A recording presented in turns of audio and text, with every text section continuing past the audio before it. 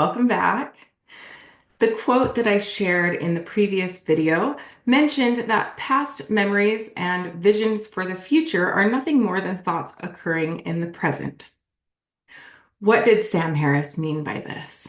What even is a thought, and where do thoughts come from? And this is a really tricky one to answer.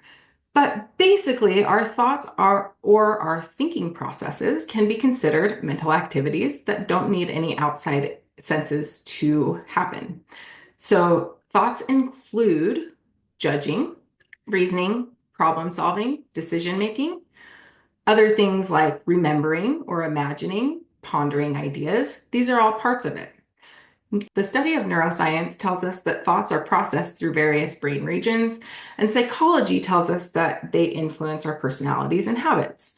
And both of these things are true, but neither modern psychology nor neuroscience has much of an answer about what they actually are and where they come from.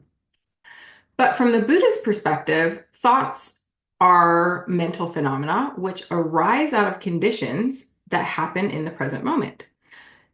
Thoughts express their own nature and then they pass away when the conditions change. They are what we call self-arising, meaning they appear all on their own and we have no idea where they come from.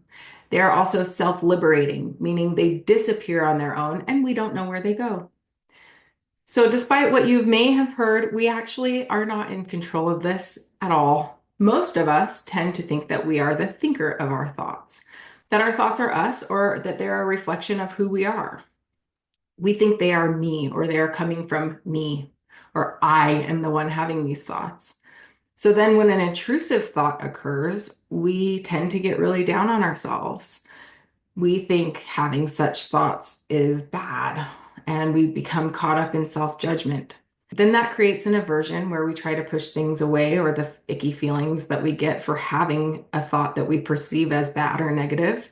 And this only perpetuates intrusive thoughts.